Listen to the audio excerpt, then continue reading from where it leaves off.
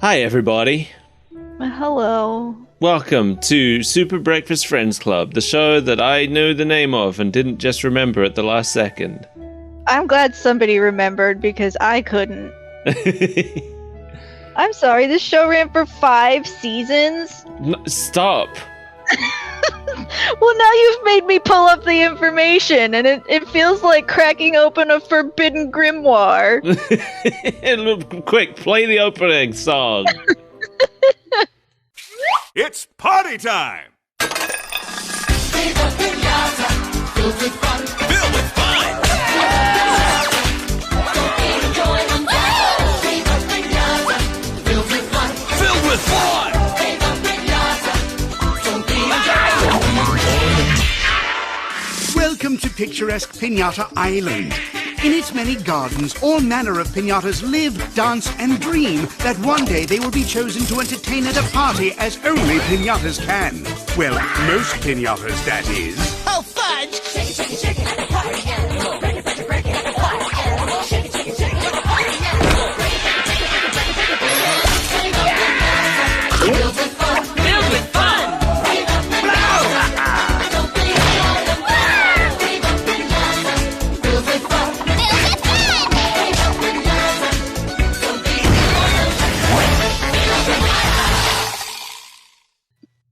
We're back We're back. We've returned. to Piñata Island, or wherever they live. I don't know. That actually is right, but I couldn't have told you that if you hadn't put it in my head. Picturesque Piñata Island, as Mike Pollock tells us in the opening sequence. I don't believe him. You don't? No. I think the island looks nice. I think it would be a nightmare to live on.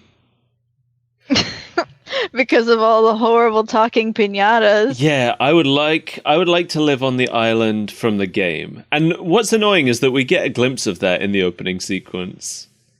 You see the game version of the island briefly because you see Leafos as the camera swoops over her head. But she's not in the show. There are no humans in the show. I mean, good for her. She needs to preserve her career. I wish they had made a show where the piñatas acted like they do in the games, like animals. And Instead of these horrifying whatever they are. I guess 4Kids had no faith that a show about gardening would do well. And that's why the subject matter of this show is so different than the game. Because the game's about gardening. Yeah, you say that. However, this bundle of episodes especially was focused mostly on explaining gameplay to us. Well, the first couple did that too. They did, but I feel like it wasn't quite as heavy-handed. This was very heavy-handed. There wasn't really a story. It was mostly just, this is how you attract a Chewnicorn. Yeah, because the first 2 episodes we watched, one of them was explaining that you can use crocodile tears as fertilizer, which is a gameplay thing. And the other one was basically just explaining how Candiosity works, which is also a gameplay thing. It is, but there was at least more of a the plot. story in that one was more fun. Yeah. I feel like for each episode they've been handed one gameplay mechanic and told, write a story around this. And maybe some writers just handled that better than others. Probably. Anyway, this episode aired on 4Kids TV, which was 4Kids' Saturday morning programming block. We talked about it last time. It aired on August 26th, 2006, which is the same day the first episode aired. And also the next 2 episodes. This must have been a 2-hour block of just Viva Piñata to celebrate the launch of the show. I can't think of anything more miserable. I don't want to sit and watch Viva Piñata for 2 hours. I could barely make it through 20 minutes. At that point, I would have been begging for 4Kids' F-Zero dub to come on. Please, just give me Yu-Gi-Oh! Assault my eardrums. Yu-Gi-Oh! I never did watch Yu-Gi-Oh! It's so dumb. We talk about this like every few months. Well, it will have been on around the same time, I guess. 2006. I'm trying to think. I think Sonic X had either ended or was in its Sonic in Space era. I think F-Zero would have been on around this time. No, actually, maybe it had been cancelled already by this point. Because I think they only aired like 13 episodes of F-Zero. But they had already darkened our doorstep with Sonic 06. That's true. No, or had they? Let me check. Maybe they hadn't quite. No, Sonic 06 wouldn't come out till November. Save us, Sonic 06! So we had a couple months. We had a couple months before Sonic 06, which means that when this aired, I didn't know what Viva Piñata was yet. I first learned of Viva Piñata when I bought the Xbox 360, which I bought specifically to get Sonic 06. What a loser. I didn't know yet. I mean, I knew that Banjo-Kazooie Nuts and Bolts was coming as well, which I was also very excited about. So there was a lot to be disappointed with. Yeah, that was a dark year. I actually do like Nuts and Bolts now, though. Like, now that I don't have the expectation that it's going to be a Banjo-Kazooie game. It's a fun game, it's just not a Banjo-Kazooie game. Listen, I had a ton of fun playing the demo and only having the ejector seat to get around. Oh, yeah. You remember we had competitions of who could build the best vehicle that was just a chair with springs. Yes. Didn't one of us make it up to like the rafters of the stage with that? I got up there somehow. Yeah, I remember that. Me too. Good times. That was 2006 in our lives. Actually, that might have been 2007. That's when they let you go online with demos. I know. Yeah, it was just a demo and we managed to play some multiplayer. So weird. Anyway, we watched the episode that is titled Queen for a Day, written by David Stephen Cohen. I read that name and I was like, David S. Cohen of Simpsons and Futurama? But it's not the same David S. Cohen. Good. But you might still be surprised to learn that he was the head writer on Courage the Cowardly Dog. I am surprised because Courage is a good show. He also wrote for Arthur, Parker Lewis Can't Lose. He wrote one episode of Tiny Toons, and apparently he co-wrote the movie Balto, which I've seen the trailer for many times. I've seen bits and pieces of it. I know what it is. It's a show about a dog. Yeah, well, he wrote the movie. I don't know. Is there actually a show? I meant movie. There's a show of everything. I know. You'll learn this eventually. When I looked up that information on Viva Piñata, I saw the Tack and the Power of Juju show. Which eventually we'll be covering. Oh no. Everyone's favorite game, Tack and the Power of Juju. I keep hearing that apparently that game was good, but I refuse to believe it. Maybe it was, but I refuse to play it. I'm trying to look up if there was a Balto show right now. I bet there's a crazy cult following of Tack fans, and they're going to come for us. Yeah, of course there is. There might not be a Balto show, but there's 2 direct-to-video sequels. But, like, none of the actors reprised their roles. The Tack fans are going to come after us when we watch Tack, because I'm sure we're not going to enjoy it. No, it's probably going to be another cheap show like this garbage. Although it's a Nickelodeon show. So I don't know. That's better than 4Kids. It is. I would have more faith in Nickelodeon than I do in 4Kids. But that's not saying too much. Before it was just the all SpongeBob all the time channel. Yeah. But I think around the same era that it started turning that way. So we open with Franklin Fizzly Bear with his head just kind of crammed into a beehive. That's what bears do, so the media tells us. Yeah. His friends are just watching with quiet concern. It's something I'm sure people in my life can relate to. He gets like stung. He gets stung by one of the bees, and the bees is just by one of the Buzzlegums. And the Buzzlegum is just like, No offense, Franklin. None taken, dude. Occupational hazard. I was confused. It doesn't make sense. It doesn't make sense.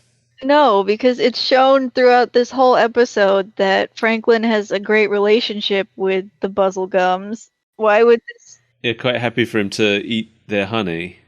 Right, like, they're not chasing him out of the hive. It's just one that decided to sting him and feel bad about it, I guess. Yeah.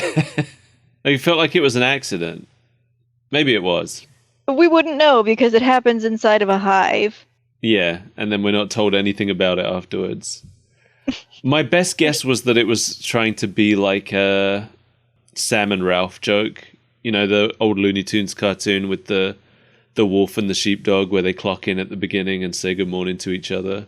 No. You don't know it? Morning, Ralph. Morning, Sam.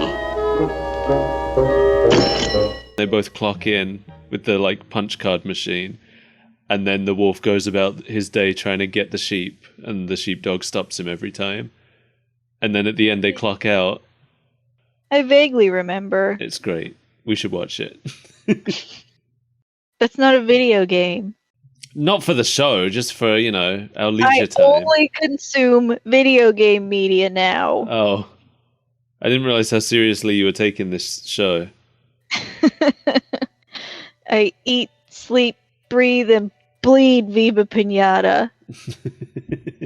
So we have here our old friends Paulie Pretztail, Fergy Fudgehog, and Les Galagugu, the only one whose name isn't alliterative. For some reason. It's already too much. Yeah, and you know, the only one of these characters that I like is Paulie Pretztail. Or at least I come the closest to liking him. I don't hate Franklin. No, but he's fine. He's such a caricature. He's a lot to handle. Yeah. Yeah, Franklin and Paulie are both fine. Fergie is by far my least favorite thing about this show, which sucks because they kind of decided he's the main character from what we've seen so far. Yeah, he is kind of the highlight of everything we've seen. Yeah. And then Les, like, barely shows up, but I find him annoying. He wasn't as annoying this time as he was before, but that's because they didn't really have him open his mouth. I found him quite annoying still. Apparently, though, I found out that apparently they did a poll on, I guess, the 4Kids website or something, and Les is the second most popular character. He's terrible! I think it says something about the kind of kids that grew up watching and enjoying this show. That's true. But their favorite character is one that they can't even understand. Yeah. Favorite character is one of the most annoying ones. I didn't see who the number one character was, but I would be willing to bet it was Fergie. Anyway, so here Franklin smells some buttercups. And he says, Buttercups mean Buzzlegums, and Buzzlegums mean hives, and hives mean honey! so he's spelling out how you get honey in the game. Obviously, like, it's a teaching moment for kids. Mm-hmm. It's like, if you need some honey, here's how you go about it. Tell it to you 3 times to make sure you get it. He says, he's like, oh, if there's buttercups here, then there must be a hive nearby. And I'm like, yeah, you just had your head in it. It's behind you now.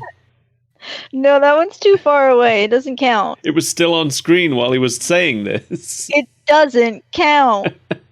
It would have made a lot more sense if this episode had opened with him eating literally anything but honey. Or even if it just had him, like, finishing off a jar of honey. Or have him walk any distance away from the hive he was just at. Yeah. Or not having honey at all. How about that? Yeah, just have them do something else at the beginning here. I mean, the inciting thing could just be that he had no honey and wanted honey. Yeah, but instead the inciting thing is that he had honey and then he forgot that he had honey. And then he wanted more honey. So he decides that he's going to plant his own buttercups so that he can get his own honey. And he does that. He sure does. This show, the characters' faces just bug out constantly. It's great. That's my favorite part. The way their facial features just grow and shrink at random. Yes. It's wild. This is like the 3D equivalent of CDI Zelda cutscenes. Where they just zoom in and zoom out. Yeah, basically. Except the camera doesn't move. It's the characters' faces that are zooming in and out. I did think it was kind of funny how the Buzzlegums, like, once the buttercups bloomed, the Buzzlegums immediately showed up and just dropped a hive very quickly. I would have found it funnier if Franklin didn't turn to the camera to tell us how funny it was. That took considerably less time than I would have predicted. I didn't like Yeah. No. Like I said, this whole episode is just kind of spelling out everything, including its own humor. that. Yeah. So the hive shows up and he goes to drink from it with a straw. And my assumption was going to be from the beginning that the rest of this episode was going to be him trying to get honey from the hive while the bees tried to stop him. Mm-hmm. And I do like that that's not how that went. I thought it was really cute that he was building tiny furniture for the Buzzlegums. I think I would have liked that more if they had fought him first. Oh, you think? I don't like how, yeah, because it's just a really dull episode where everybody gets along and there's no real, the conflict is that the bees love him too much.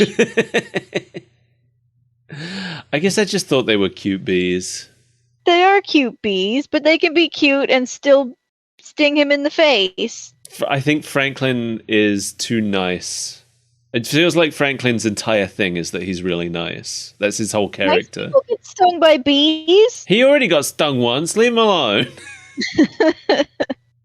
Yeah, but he's like building furniture for them. He's like stitching up one of their wings, which was a bit weird because I thought they're made of paper, but I mean, it's cute. I'll give you that. But if that was how the episode ended as opposed to how it begun, it would feel more satisfying. yeah, I suppose so.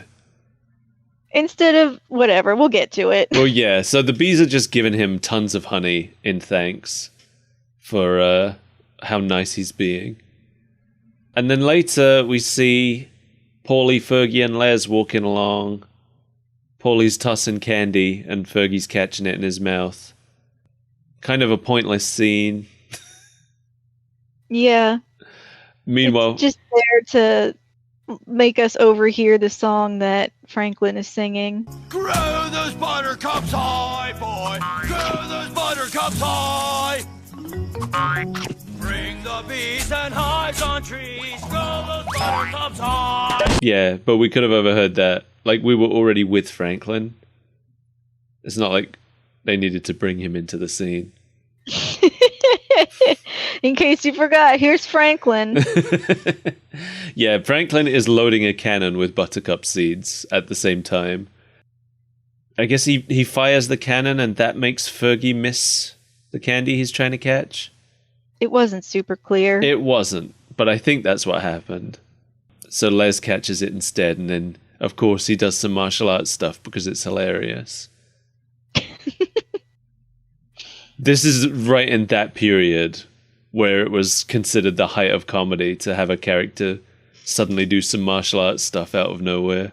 I still think that's top tier comedy. Who needs a setup and a punchline? Yeah, I mean, Paulie's trying to warn Franklin about having too many Buzzlegums. I feel like Paulie's role is mostly to be a buzzkill. Nice pun. Oh, that was an accident. That's what makes this episode feel so weird and dumb and bad, because the whole time Polly is warning Franklin about the dangers of beekeeping. But there aren't any dangers. The dangers is that the bees have no boundaries. Yeah.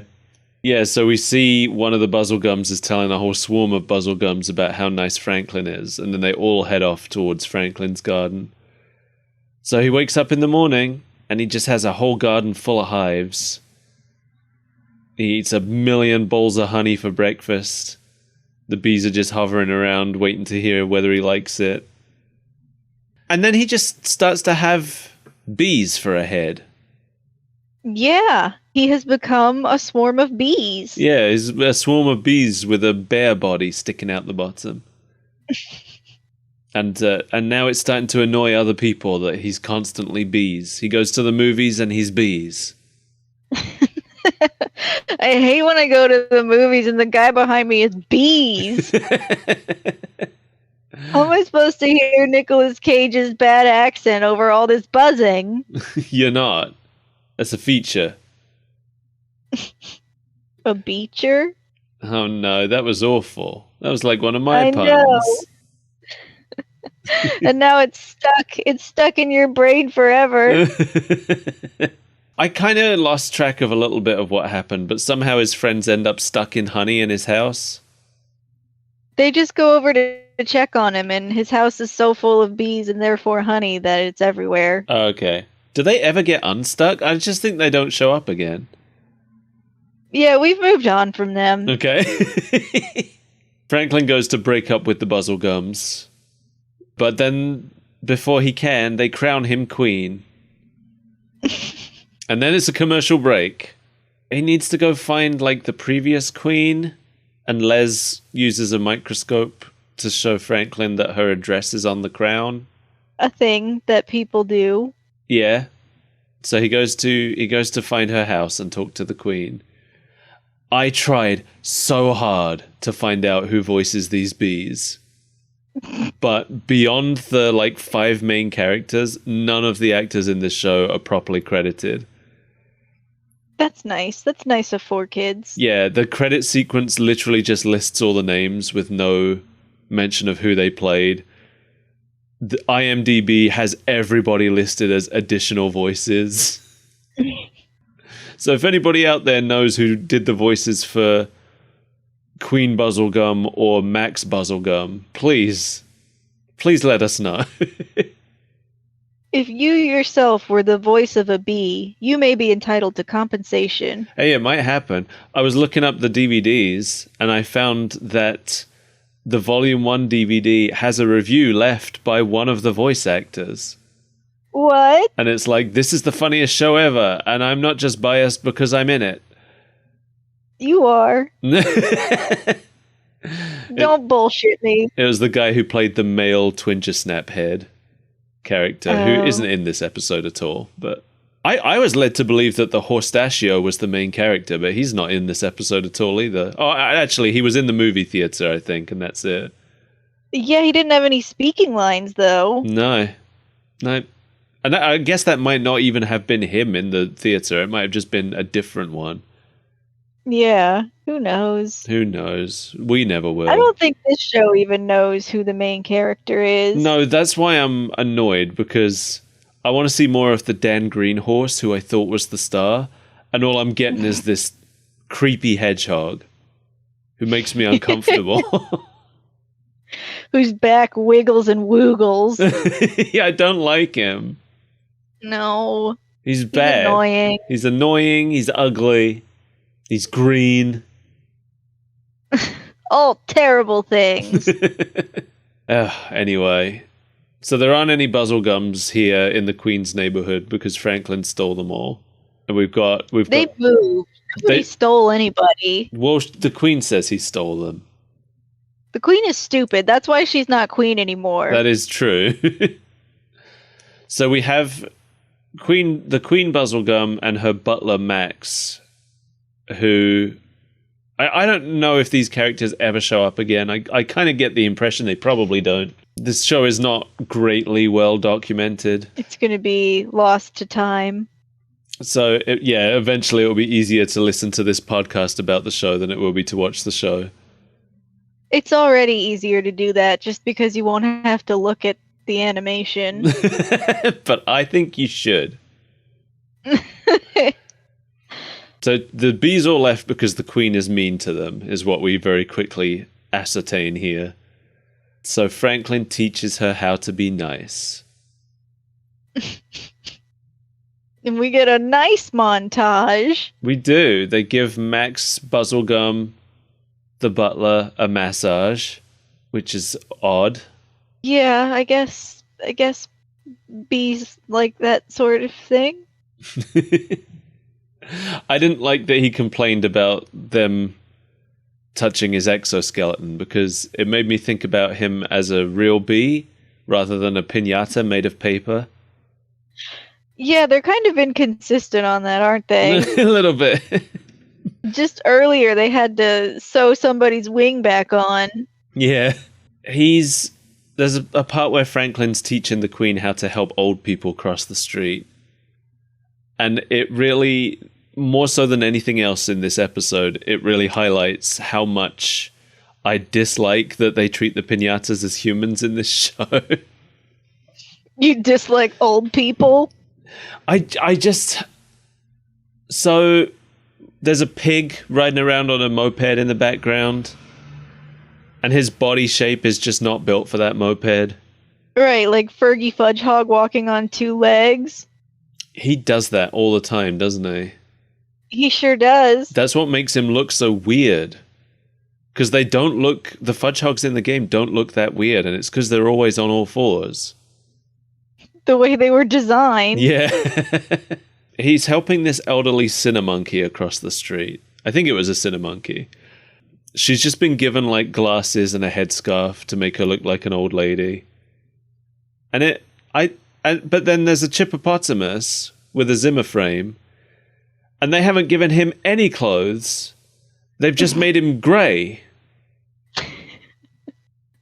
Maybe he's a nudist. Maybe. It's not inconsistent with in-world logic. But they didn't. You just have to... They didn't make the Cinnamonkey grey. She's still bright blue and red. Well, maybe she just hasn't gone grey yet. Maybe.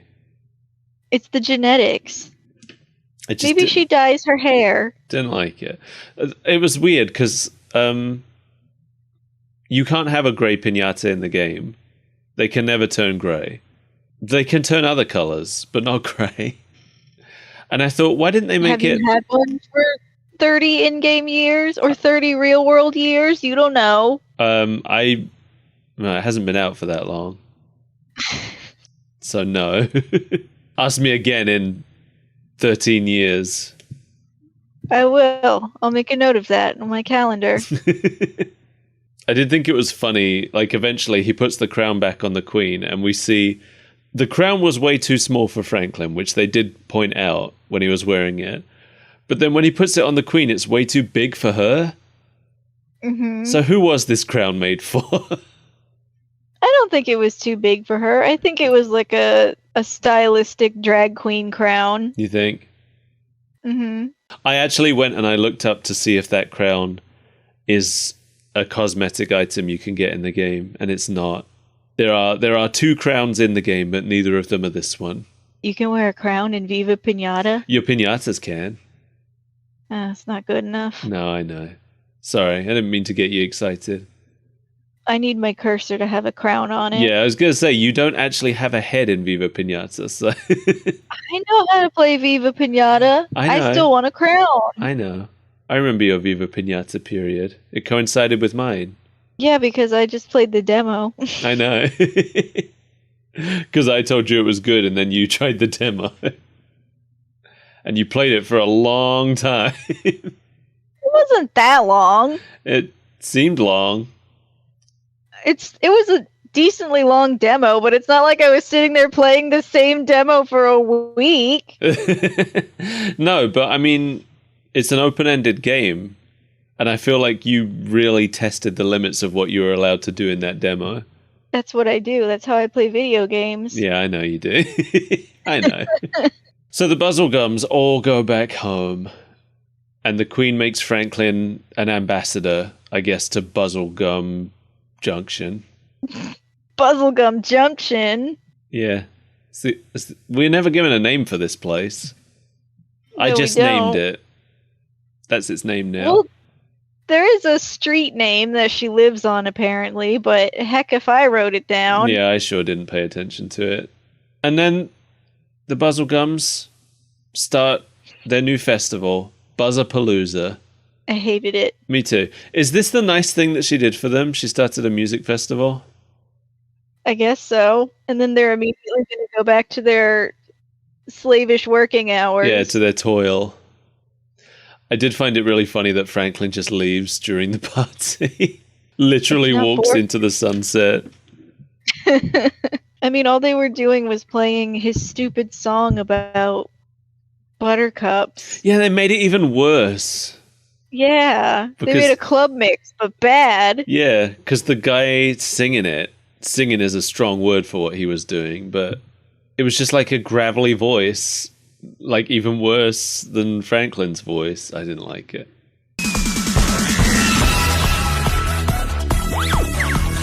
Hey, hey, hey, hey! Close those buttercups high, boys! Close those buttercups high!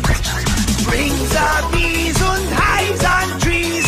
Close those buttercups high! No, it was bad. The end. Did you enjoy it? Did I enjoy it? How could Yeah. I? I tried my best and to no avail.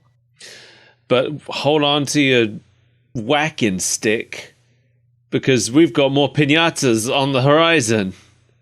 Oh no! This episode is called A Chewnicorn in the Garden.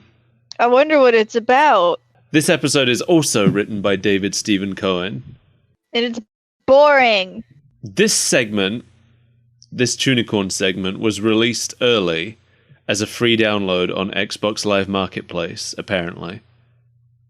Oh. So, for some reason, they chose this episode of all the episodes to give away for free to promote the show on Xbox Live. It's not a good episode. It wouldn't entice me. No, I didn't know about this at the time. Otherwise, I probably would have downloaded it and watched it, and then I probably wouldn't have played the game.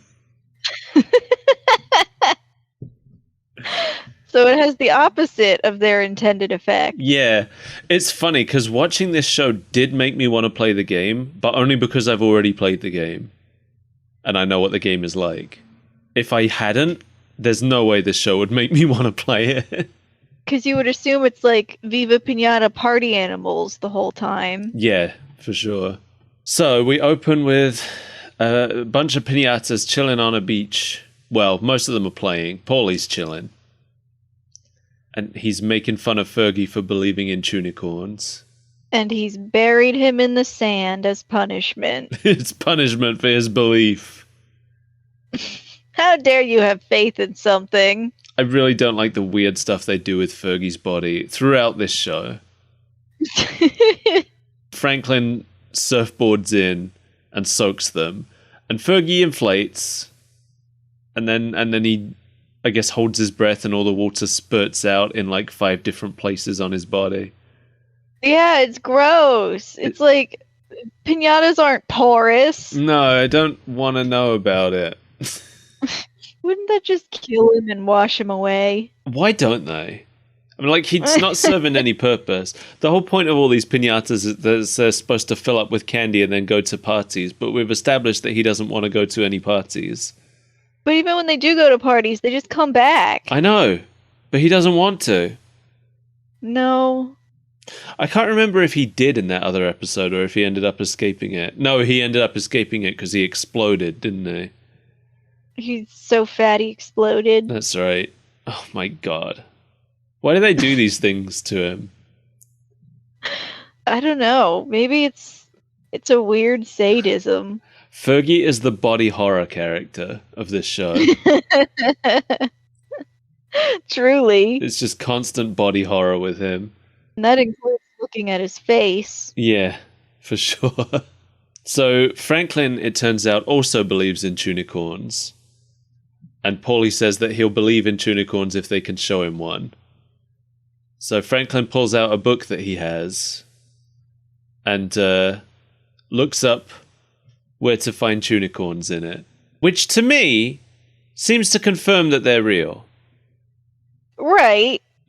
There's a But book. also it could just be, a fiction book. It could, I suppose. You can find books that tell you where to find dragons. That doesn't mean dragons are real. Yeah, but I feel like... Yeah, okay. You're right. I yawned, I'm sorry. You should be. So I'm just going to put in the clip here of Franklin explaining the route to get to where the unicorns are. Scale the jagged cliffs of Shirley Die. Sail the hostile seas of the hostile sea. This is my favorite part.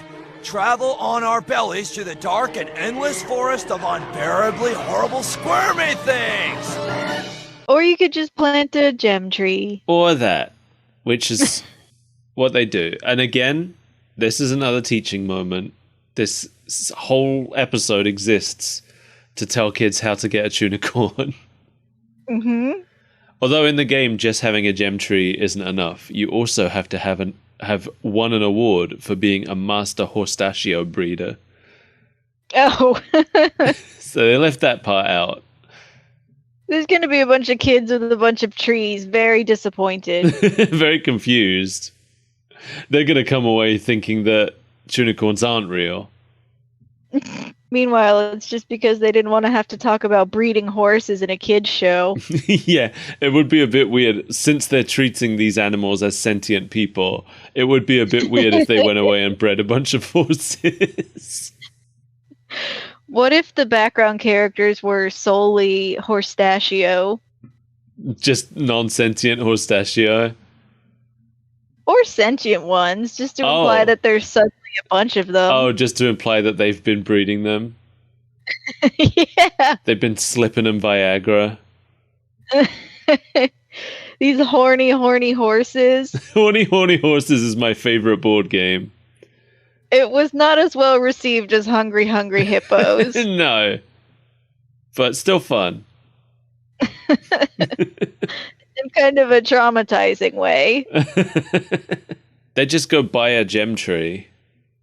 When they said they were going to the store, there was a part of me, I was like, oh, are they actually going to have the store from the game? Are we going to see the shopkeeper from the game? But no. It's not the store from the game. It's not the shopkeeper from the game. It's just a random building. They bring only the boring aspects of video games into the cartoon. Yeah. For real. It's a shame because Viva Piñata does have a bunch of interesting human characters, and there is a bunch of lore that's not explored in the game that they could have used for the show.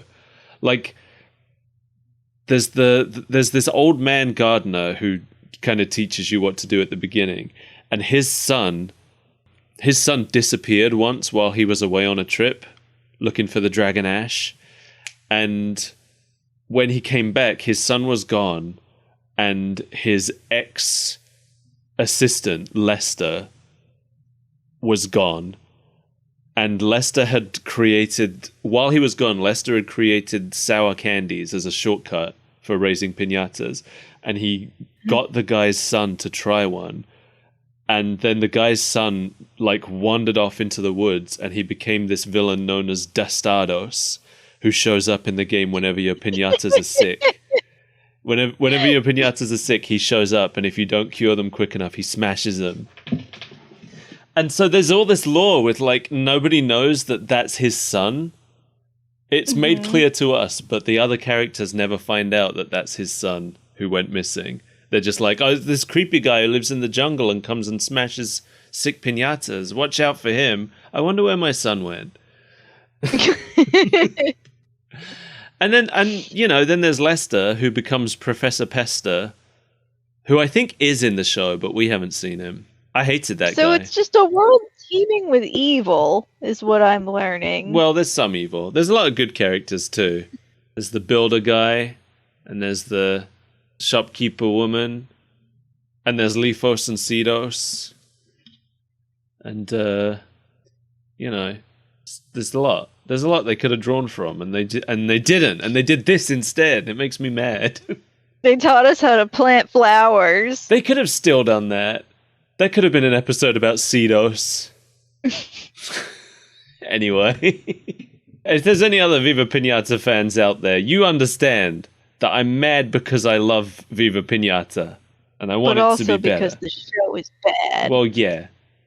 I can't imagine there's anyone out there who likes the show more than the game, but I bet there is. Yeah, but they were probably 5 years old when the show came out. Well, I mean, like, as an adult now.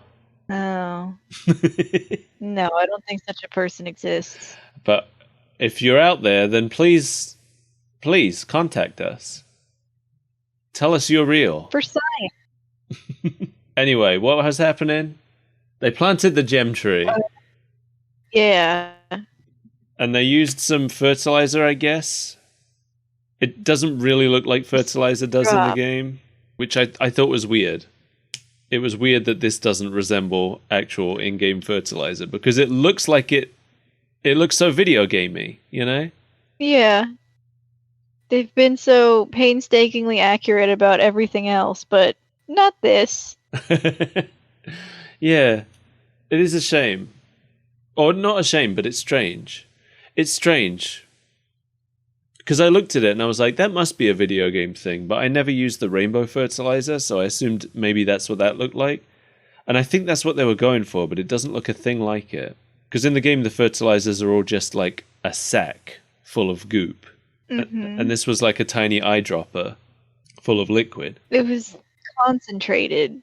Maybe. I mean, they didn't even dig holes to plant the flowers. What do you expect? Yeah, all right. I mean, you don't have to dig a hole to plant the flower. It just grows faster if you do. I'm saying they're using cartoon logic already. Why you gotta have a whole bag of fertilizer? Oh, I see. Okay.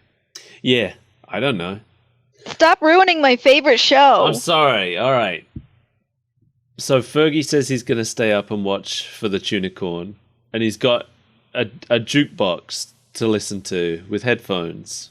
I didn't really understand why they decided to make a joke about how far technology was going. Like a very tongue-in-cheek, because it's still a jukebox, but it's also not a good joke. Yeah, I didn't really process it as a joke. It's just like a thing. They dwelled on it for a full beat, so it's like you were supposed to laugh. Yeah, they dwelled on it, and then later when everybody's staying up, they each have their own individual jukebox.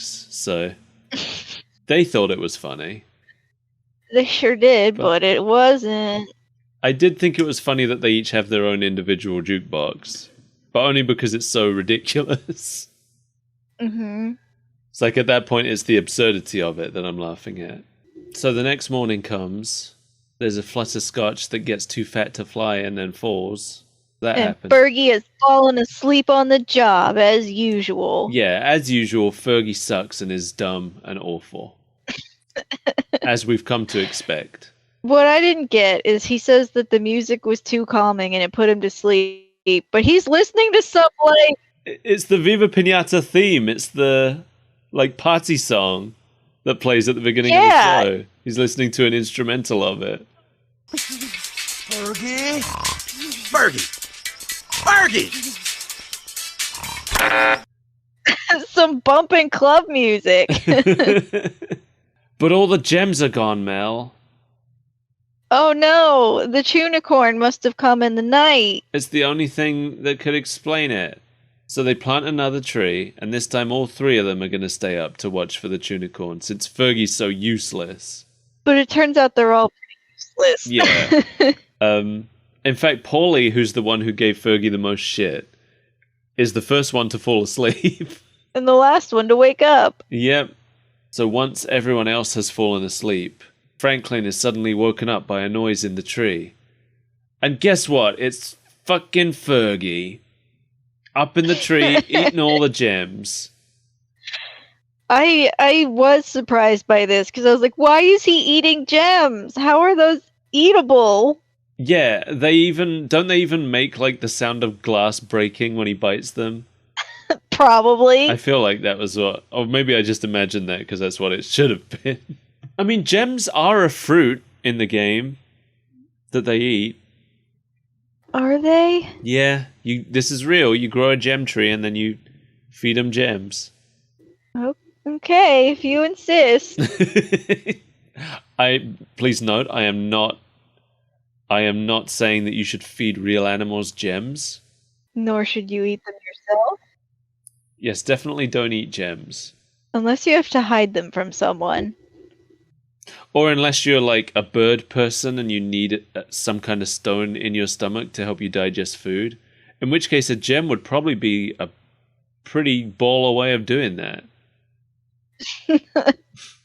Be fancier than all of your rock-eating friends. I can't remember what that's called when you have a rock in your stomach. Indigestion. No, there's a word for... Social anxiety. a gastrolith. That's what they call it. You're a gastrolith. So Fergie admits that he ate all the gems yesterday too. I hate him. He's the worst. He's the worst. Why is anyone friends with this guy? I'm trying to think of one redeemable thing that he's done, and nothing is coming to mind. No. He just sucks. He's annoying. Paulie has the air of being like a cool guy that you might want to hang out with, but then you remember that the only friend he's always hanging out with is this loser. So Paulie's probably done some terrible shit, and that's why nobody wants to be friends with him. The best friend he can get is this guy that everyone hates. Well, he hangs out with Bear. I feel like he just hangs around the bear. The bear's just doing what he wants to do. And the others follow him around. And he's too nice to tell them to get lost. But Probably doesn't even notice the bear. Yeah. But the only people that seem to reliably hang out with Paulie from what we've seen so far are this hedgehog that no one likes and this thing that no one understands. This horrible little pink thing that everybody hates. Second most popular character. Everybody hates. So the branch breaks, and they tell us about it They for a spend long really time. long time. Yeah, dwelling on it. Fergie? Yes, Franklin? That snap? The one that we just heard? Yeah, that's the one. Was that The branch that we're standing on? that same branch? Yep, broken. So we're about to... Yeah, I don't like jokes like this. Like, maybe if it actually led to something satisfying, but it doesn't. If you're gonna do a joke like this, where the joke is like somebody explaining what's happening, you need to... I feel like it's a joke that worked in like the Scooby-Doo era. But if you're gonna do it now, you need to subvert it in some way. Comedy was simpler back then. It was. Not to shit on Scooby-Doo. There's some great jokes in Scooby-Doo. I'll shoot him. Oh yeah, I mean, I don't like Scooby-Doo, but...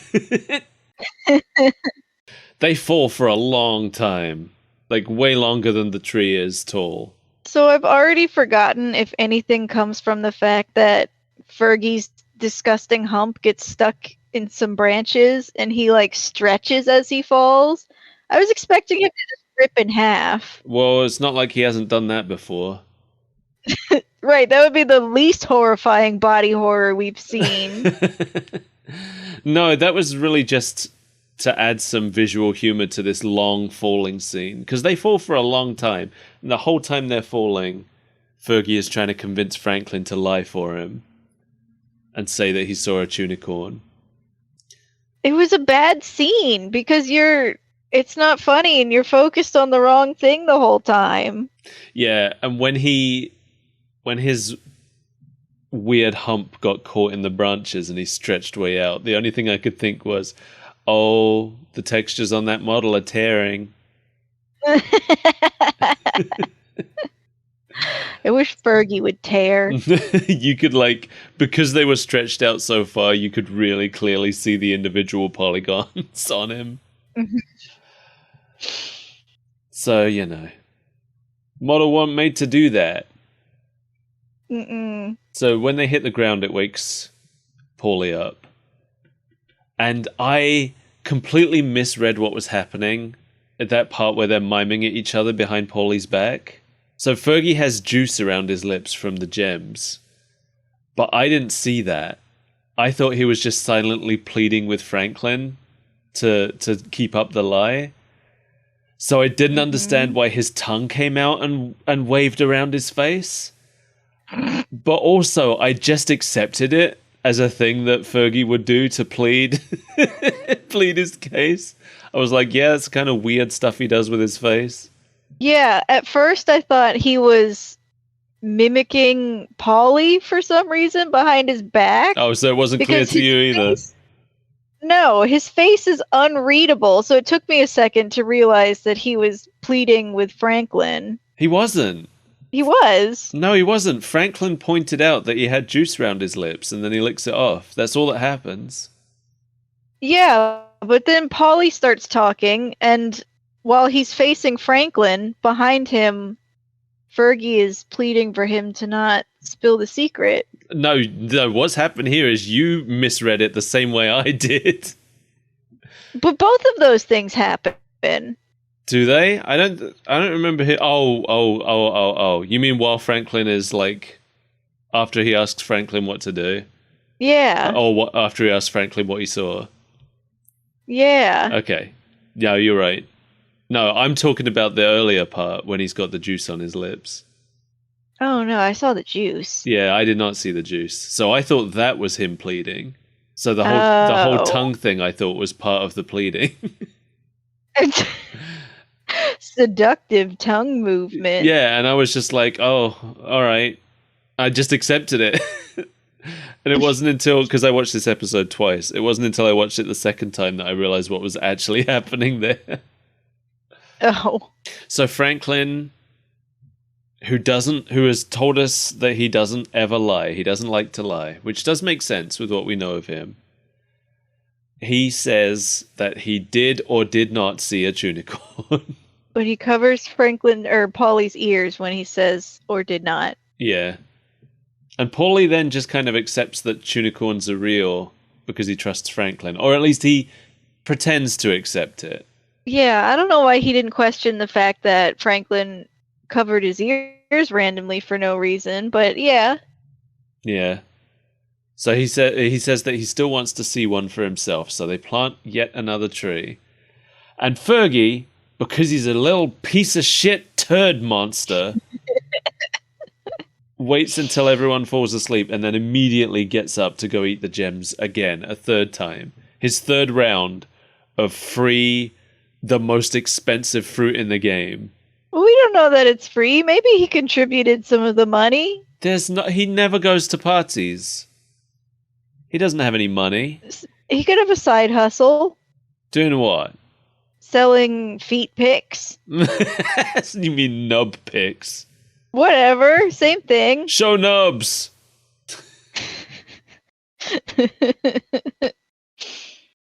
I just don't like him, Mel. I just don't like him. You've expressed that several times today. I'm gonna express it several more as my life goes on, I'm sure. If you keep making us watch this show. You know I'm gonna. There's at least 3 more episodes I want to subject you to. And maybe more if people pay for it. This is what you do to me. That is the equivalent of me telling you to watch Donkey Kong. But I love Donkey Kong.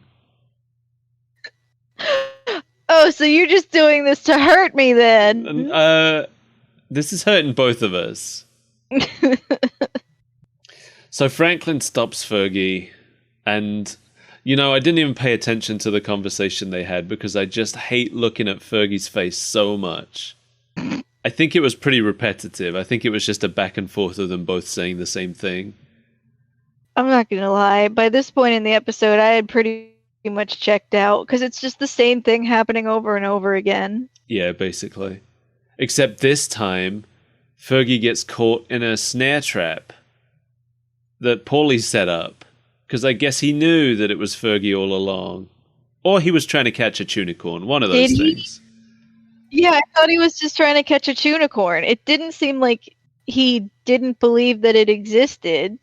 I could go either way on that. I think he was fully in on it once everybody else. Yeah, maybe. So Paulie says that this proves there's no such thing as a Chewnicorn, and Fergie and Franklin Except that maybe he's right, and there aren't any Chewnicorns. But Franklin then pulls his book back out and brings up the Dragon Ash. And they start arguing about whether that's real or not. And as they leave arguing about that, we pan up into the tree where a Chewnicorn is listening and says, Everyone knows there's no such things as dragon ashes. the end. It is a pretty predictable ending. It was. It's a shame that an episode with Chewnicorn in the title only had a Chewnicorn in it for like 2 seconds. If your favorite pinata was the Chewnicorn, if your favorite pinata was the Chewnicorn, this would be so disappointing. Maybe it comes back in a different episode. You don't know. I'm looking that up right now.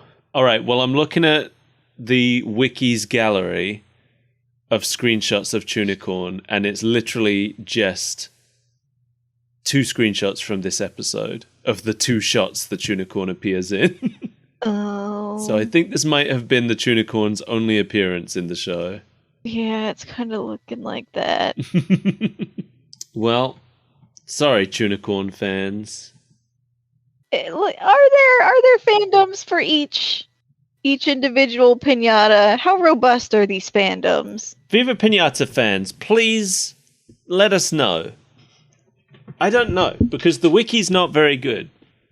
Which leads me to believe there is not a particularly robust Viva Piñata fandom. But it does have all the game information that you'd need on there. If you need to know what items you need to turn your Chewnicorn blue, it's right here on the wiki. You mean a Bluenicorn? Yeah, sure. I mean, when was the last game released? 84 years ago? Something like that. What was the last game? Trouble in Paradise? Maybe Pocket Paradise came out first. Like, Trouble in Paradise was like 2008. It's been a long time. Viva Piñata is a dead franchise. It sure is. Which is a shame, because it could have been, if Microsoft had stuck with it, it could have been their Pokemon. Or at least their Tamagotchi. Or at least their Digimon. I guess. Or at least their Monster Rancher. I don't know. It could have How still many been more around. franchises are you going to list? Or at least their Spectrobes. I think Spectrobes is even more dead than Viva Piñata. I don't even know what that is. Me neither, really. It's a symptom of Microsoft's mishandling of Rare, because basically right after Rare made Viva Piñata, that's when Microsoft decided that from now on Rare are just going to be the Kinect Sports people, and Rare weren't allowed to make. People buy systems. That's what sells consoles. Kinect Sports. I know. That was a joke. Nobody plays Kinect Sports. I know. I think everybody knew it was a joke.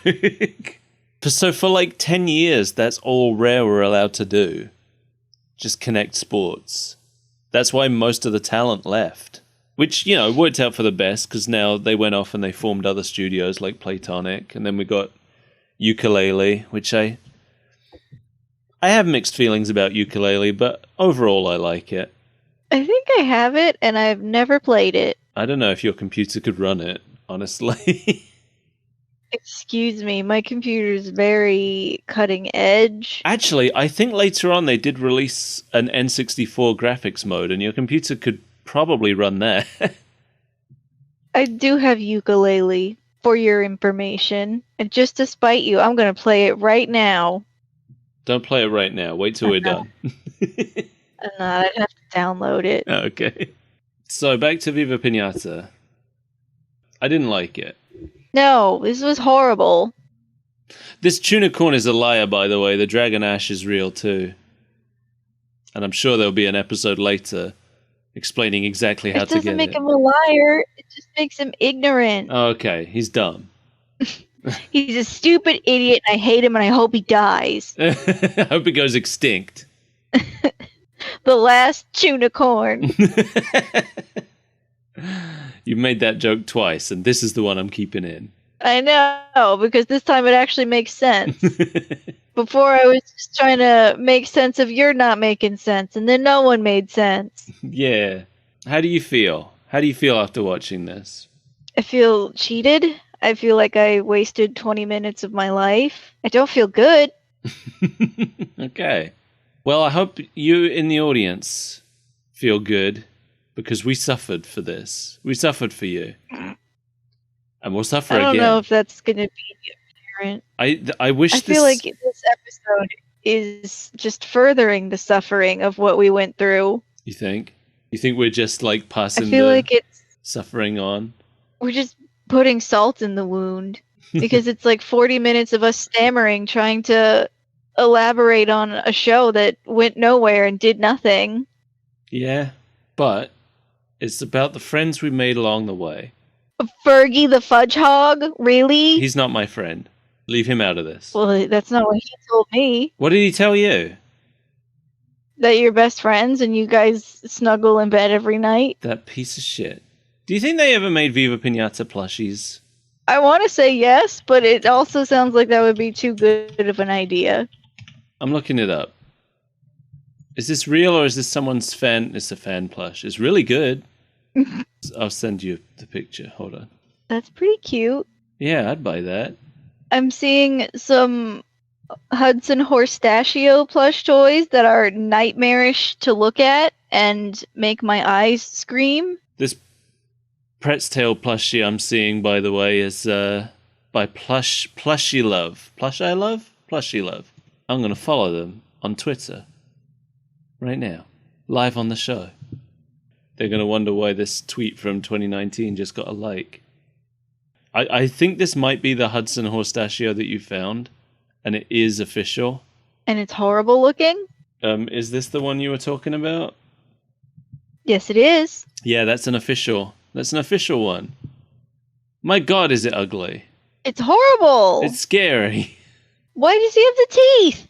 Who Yeah. thought that would be cute? Yeah, they're like printed on. And the texture they've given him, it doesn't look like paper squares. It looks like he's a fleshy horror. That's what they called me in high school. This came in a loot crate, apparently. Remember when loot crates were a thing? Yeah, I do. Oh, they were Burger King Viva Piñata toys, apparently. How exciting. There's more Viva Piñata merchandise than I thought there was. Because I thought there was none. Well, is there anything more to say? I don't think so. I would like to scrub this memory from my brain as quickly as possible. Until the next time we look at Viva Piñata. I will not be looking. I will have my hands over my eyes. Yeah? Yeah. It sounded the way you ended sounded I like don't there like was more. it. I don't like it. No, I know. There was, but I ran out of hands. Yeah, it's a shame. I love Viva Piñata as a franchise. I wish that Microsoft would bring Viva Piñata back as a franchise. But not this show. Take this show away from me, please. Yes, please. I want real Viva Piñata back. I'm going to make a Viva Piñata print. Just to stick it to them. Yeah. I'm trying to follow the line of thought here. I like the art style of Viva Piñata. I like the piñatas. They're cute. Yeah. I wish they didn't ruin them this way. I know. I feel the same. Make them animals. Make a new show where they're animals. It's like Pokemon, and we focus on the humans and their relationships with these piñata animals. And we make them fight. The thing is, I think if they'd made a show like that, Viva Piñata would have been way more successful, because that's what people like.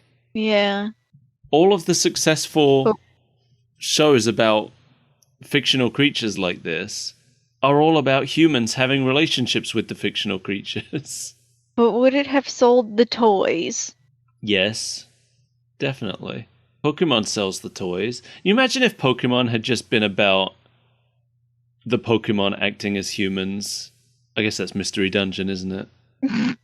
Or that horrible Clefairy. But even in the one with the talking Clefairy, there were still humans catching the Pokemon and stuff. That's true. I like the Mystery Dungeon games. Me too, but do you think it could have carried a whole TV series? They did a couple of specials. Do you think that Pokemon would have been successful if Mystery Dungeon was all it was? I don't think it would have been nearly what it is, no. No, me neither. I think it would have gotten a few seasons, a dedicated fan base, and then been canceled unceremoniously. Yeah. Because it wouldn't have been unique enough. I mean, it's still full of fun, cute monsters, and they have fun, cute stories. But I think what people love about Pokemon is that they are fun, cute monsters. And they want to imagine them as fun, cute monsters that they can have and pet and train. And if they had done that with Viva Piñata, maybe the Piñatas would be more successful.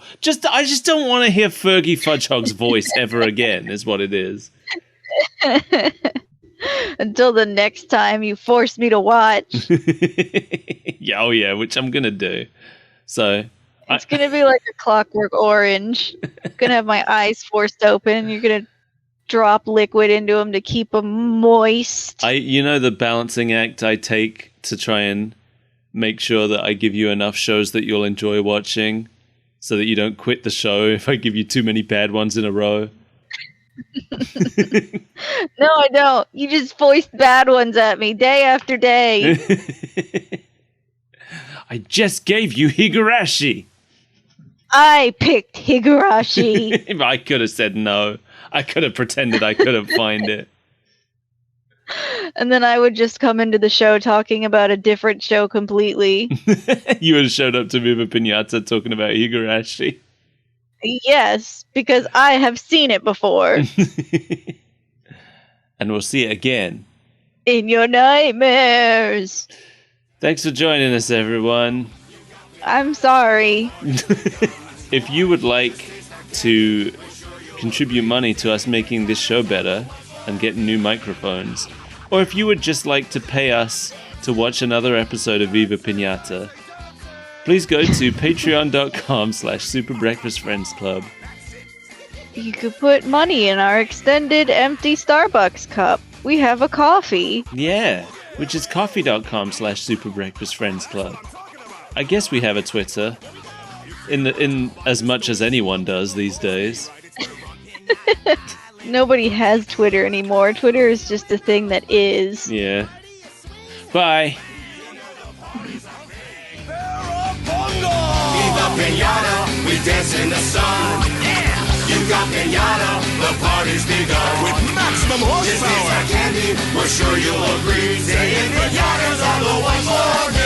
One more time. Saying Piñatas are the ones for me. For me and you, baby.